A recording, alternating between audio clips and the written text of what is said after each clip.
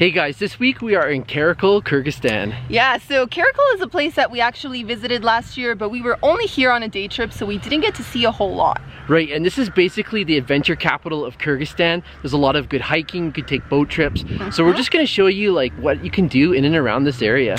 Let's get to it. Looking to cover a lot of the town's main attractions, we set out on a city walking tour. Our first stop was the Dungan Mosque. This mosque is unique because architecturally it looks a lot like a Buddhist temple. This is because it was built by the Dungan community, an ethnically Chinese people group who follow Islam. Another iconic place of worship in Karakol is the Holy Trinity Russian Orthodox Church. This is a traditional Russian wooden cathedral complete with onion domes. If you're an avid souvenir collector, then you'll want to swing by the antique shop of Alexander Koroblev. This little one-room shop is overflowing with treasures from the Soviet era. They have old cameras, pins from the Russian Olympics, porcelain dolls, old postcards, busts of Lenin, and just about anything you could imagine. So we found an antique shop specializing in items from the USSR. Yeah. And so talk about quirky. I collect hats from around the world. yeah. And this one doesn't really fit me, but this is going to be a great hat to hang on the wall of our apartment, feature our home somewhere. Yeah. It's pretty fascinating. And this one, he said it's for border control. Yeah, and every color of the, like there's hats that are very similar to this. Every different color meant different things. Like the police, or the Navy. Army, yeah, things like that. So this is a border control hat, and you can see the hammer and symbol right here. It's pretty fascinating. We also squeezed in a quick visit to Karakol's History Museum, which has a rather fascinating taxidermy collection. Okay, so here's a little tip for you guys. The tourist office actually puts on free walking tours. They're tip-based tours 3 times a week. So if you're looking to explore the city with a local, that can be a great option. We actually took one of their tours this morning. So this afternoon, we're just gonna wander around and kind of venture off a little bit further away from the city center. So we're currently at Victory Park and World War II Memorial. What do you think? I think it's pretty impressive. Like the monuments are just kind of fabulous. Everything's kind of done on a grand scale. Yeah. And it's just a pretty chilled park. Like it's just a nice kind of green escape. It's a little bit away from the city center, and so this is a part of Karakol we haven't really explored before. Yeah. And from there we walked over to the Fatcat Karakol, which is a coffee shop that had been recommended to us by 2 Dutch travelers we met. So I've been enjoying a refreshing glass of mint iced tea. So amazing on a hot day. But the best part, I think, is going to be the cake. I've been eyeing this for a while. Looks fantastic. OMG. OMG. And it was really cool. We had a little chat with the owner here, and they're doing some amazing things here, like in terms of social programs and volunteer work and philanthropy. And so it just feels especially nice to be Yeah, it's nice to support a business like that. Exactly. So And their baking is amazing. Like this cheesecake is delicious. yeah, it's like 2 for 2. You get great drinks and good food, and then also you're supporting a good cause here. So I like that a lot. So next up we decided to visit the bazaar, and all was going well until it started pouring rain. So now we're just kind of trapped here waiting for it to stop. So I don't know if you can hear that in the background, but it's raining pretty hard.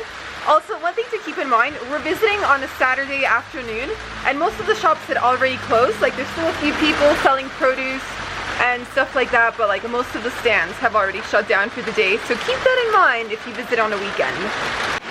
So we have lots of random items in this market. Look at this. Belts, sunglasses, and a little mini punching boxing bag. gloves. Put 'em up. All right, boy. Okay, so it is dinner time here in Karakol. The sun has gone down, and today we're going to be doing a traditional meal with a family. So we're going to be preparing ashlan fu, which is a cold noodle starch soup. And then we're going to go into their home and have a nice family dinner together. So follow along. Spicy. It's spicy. Let's make it spicy. This is yours, by the way. Yeah. И вот этот вот ложить. This? Okay. Подвес мясо. Все, There we готов. go. Можете в Караколе. Over the course of dinner, we learned that according to Dungan tradition, there can be no less than 8 different dishes at the table. And as you can see from the spread below, they take that very seriously. We gave it our best shot, but there was still food left by the end of that feast. And because we love our food, we also took a cooking class where we learned to make a traditional Uyghur dish, lagman. Okay, so we're gonna try making the noodles now. We need to stretch it out. And this is basically water, egg, and flour. Apparently Sam is skilled. Getting compliments over here, huh? Normally just good at eating. Нет, вот так держите. Hold like this.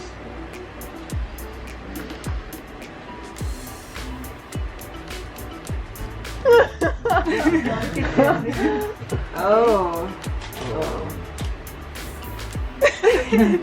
Вот так держите. Do it again.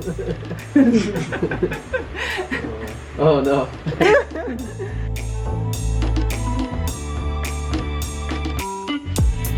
After a somewhat successful lesson in noodle making, we let the experts take over in the kitchen and sat down to enjoy a tasty meal. So check it out, we saw a bit of the preparation in the kitchen, and we learned that basically they fry the ingredients, the meat and the vegetables, and then they add in the broth and turn it into a soup so that it's more flavorful. So yeah, let's dig right in. Nice. Is it like, are they wine? It's quite nice.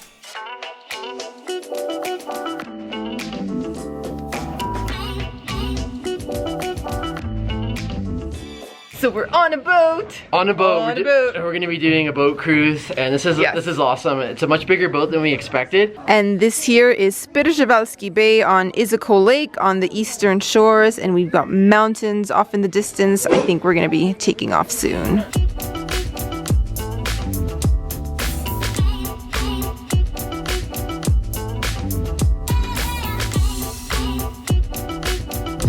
Cheers! Woo! As far as day trips go, one nearby attraction from Karakol is Jeti-Oguz, known for its red hills. It's about a 30-minute drive, and you can easily hire a driver to take you out there. So we just finished visiting Jeti-Oguz, which is a rock formation that translates into the Seven Bowls, and it's basically like these red hills.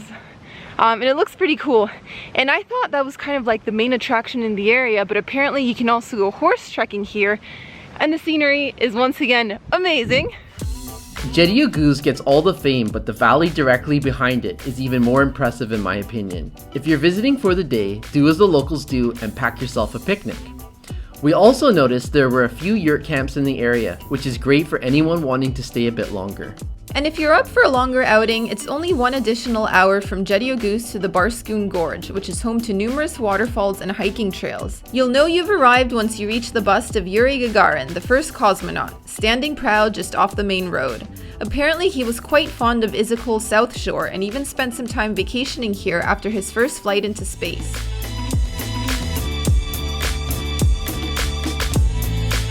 And it wouldn't be a proper drive in Kyrgyzstan without encountering a little bit of traffic. Sheep and goat traffic, that is.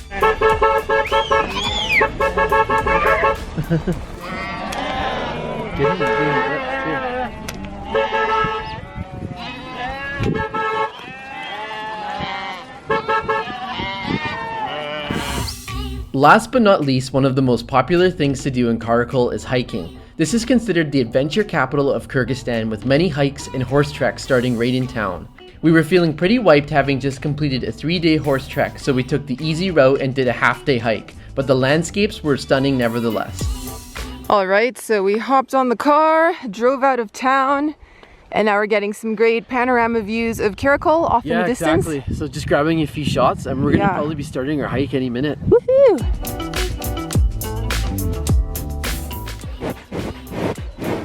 And look, of course we made a dog friend, so we just finished feeding him lunch. He had some chicken bones, sandwich, eggs. The bones whole. You could tell the difference between a country dog and a city dog.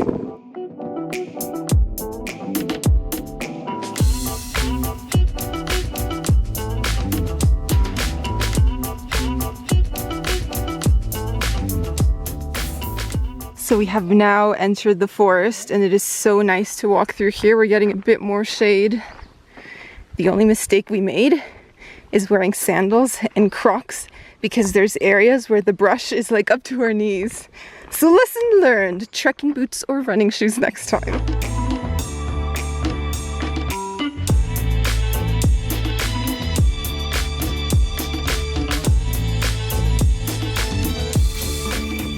taking in the views. Yeah, just doing a pan shot here. And we started off in a valley and now we're walking through a forest, so... I know, it just changed so drastically, so quickly. Yeah, it's pretty amazing. It's been an awesome hike. And the nice thing is that we've just been heading downhill. Yes, Yeah. and we're almost done apparently. Lots of shade too. And that's a little taste of what Karakol and the surrounding area has to offer visitors. We hope you enjoyed this travel guide and that it gave you a few ideas of things to do in Karakol. As always, if you have any other suggestions to share with travelers, feel free to do so in the comments below. Happy travels, and until next time.